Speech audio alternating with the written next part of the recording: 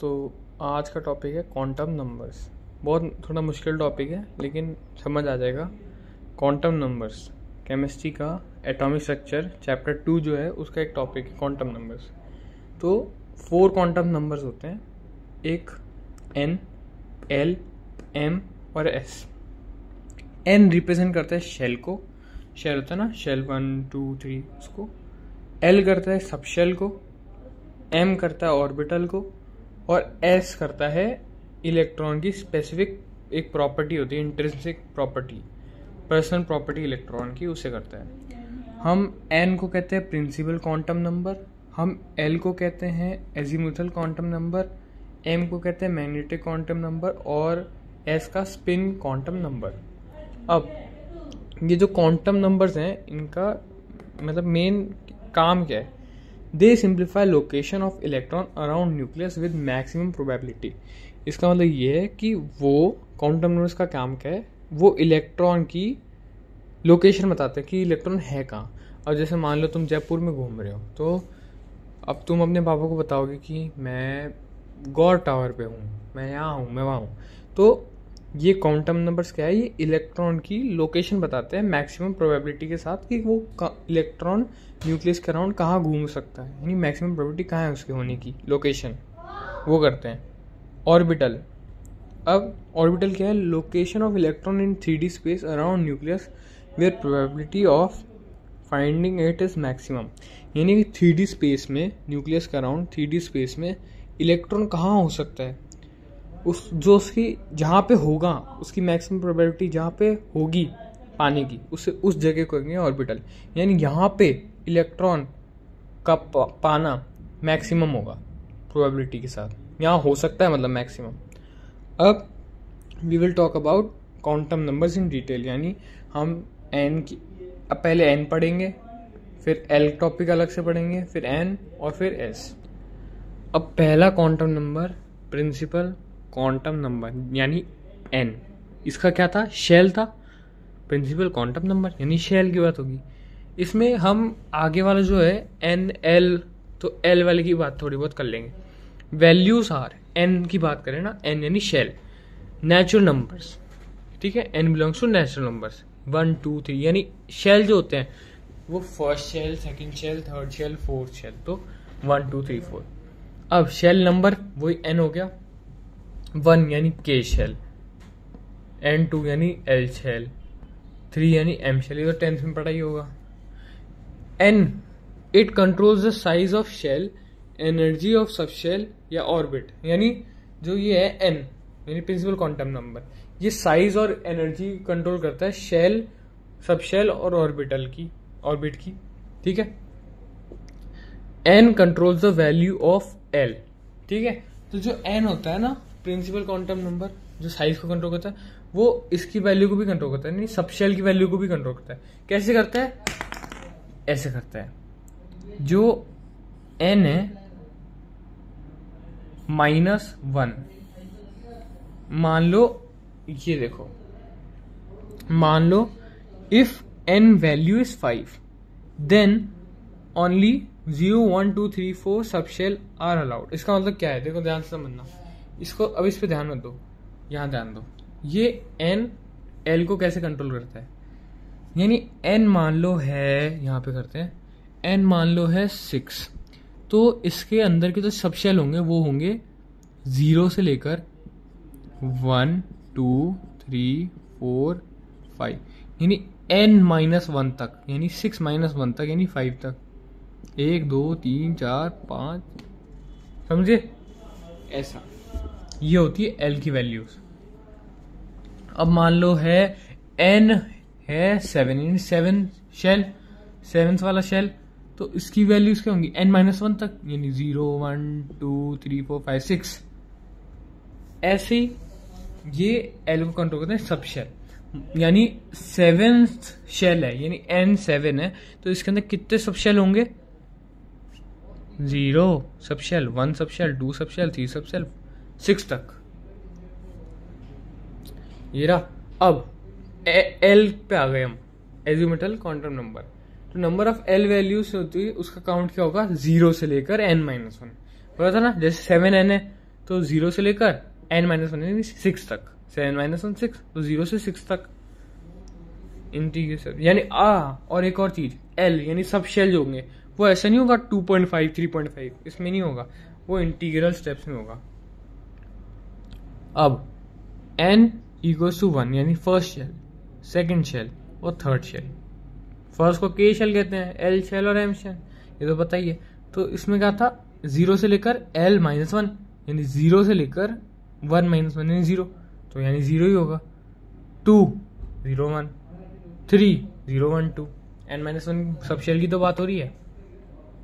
अब l 0 1 2 3 4 और 5 इनके वो हैं नेम, जैसे ये है l equal to 0, l equal to 0 1 इसमें, तो जो l इक्वल टू 0 वाला सबशेल होता है इसका नाम होता है s, 1 वाला p, इसको तो याद करना पड़ेगा, 0 s होता है, 1 p होता है, 2 होता है d, 3 होता है f, और ये ज्यादा काम की नहीं है लेकिन फिर भी 4 s p d f 0 1 2 3, ये याद करना होता है। s होता है शार्प, p होता है प्रिंसिपल, d होता है डिफ्यूज्ड और f शायद होता है फंडामेंटल। ठीक है, तो अब k शेल यानी फर्स्ट शेल यानी इसका जो सब शेल होगा इसके अंदर वो क्या होगा, 0, k शेल फर्स्ट है तो 0 से लेकर n-1 यानी 0 यानी 1s। इसको लिखना बहुत जरूरी है, इसको कैसे लिखते हैं वो ध्यान से देख लो।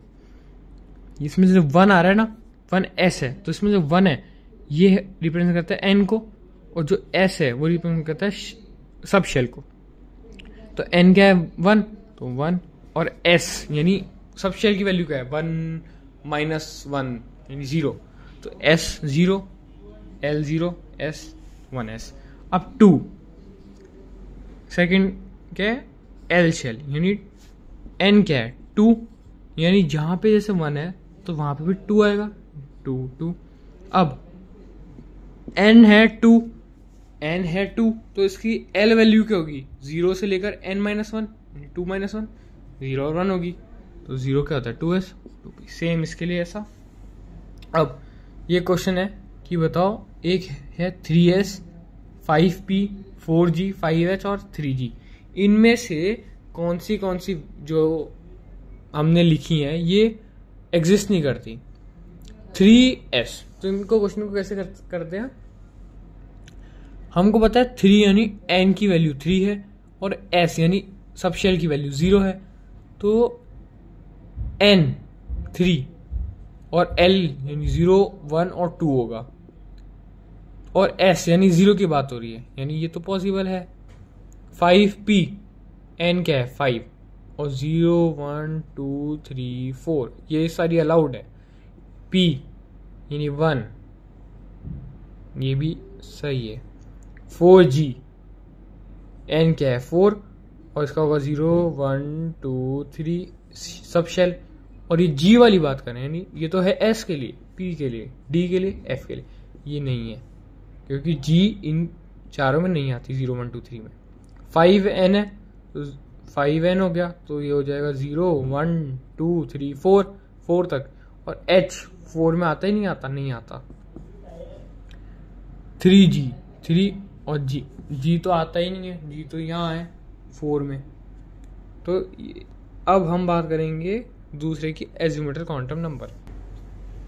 एजियोमेट्रिक क्वांटम नंबर यानी l, हमने n की बात करी, अब हम करेंगे l की बात यानी सब शेल। सब शेल यानी SPDF, सब शेल सुनते ही यानी SPDF, ये दिमाग में आना चाहिए। SPDF, S होता है 0 यानी n शेल है, l सब शेल है, तो 0 से लेकर n-1 होता है सब शेल की values. Represent subshell and control its shape. ठीक है, यानी l जो होता है वो सब शेल को रिप्रेजेंट करता है और उसकी शेप को। l का क्या काम होता है, सब शेल और उसकी शेप को डिपेंड, जैसे मानो s, l होता है इसमें 0 स्पेरिकल, p l होता है 1 डम्बल शेप, e होता है d l2 होता है डबल डम्बल शेप, और f l3 complicated shape. l decides OAM value, यानी जो l होती है सब शेल वो OM वैल्यू डिसाइड करती है, यानी ऑर्बिटल एंगुलर मोमेंटम, उसका फॉर्मूला होता है root L L plus one H by two pi. H इसमें वो है 6.6 into 10⁻⁻34 Planck's constant. Number of orbitals in a given subshell, किसी एक सबशेल में कितने ऑर्बिटल्स हैं, किसी एक सबशेल में कितने ऑर्बिटल्स हैं, इसका होता है 2l+1। Number of orbitals in a given shell, किसी शेल में कितने ऑर्बिटल्स हैं, n²। अब हम m की बात करेंगे यानी मैग्नेटिक क्वांटम नंबर। अब मैग्नेटिक क्वांटम नंबर यानी m ये होता है, इसको कहते हैं ओरिएंटेशन क्वांटम नंबर भी कहते हैं, यानी ये है इसका ओरिएंटेशन बताता है, यानी ये एक डंबल शेप है, ऐसा ऐसा और ऐसा, ये जो है वो x एक्सिस की ओर ओरिएंटेड है, ये वाला z और ये वाला y, तो इसको कह देंगे py, इसको pz और px। m value count, m होता है, ध्यान रखना, n होता है शेल, l होता है सब शेल, m होता है ऑर्बिटल, तो ये m है ऑर्बिटल, यानी ऑर्बिटल वैल्यू काउंट 2l+1। पहले भी देखा था हमने पिछले पेज पे, मतलब पिछले बार। वैल्यूज कौन सी अलाउड है, परमिसिबल है नहीं अलाउड, -l 2+l, यानी मान लो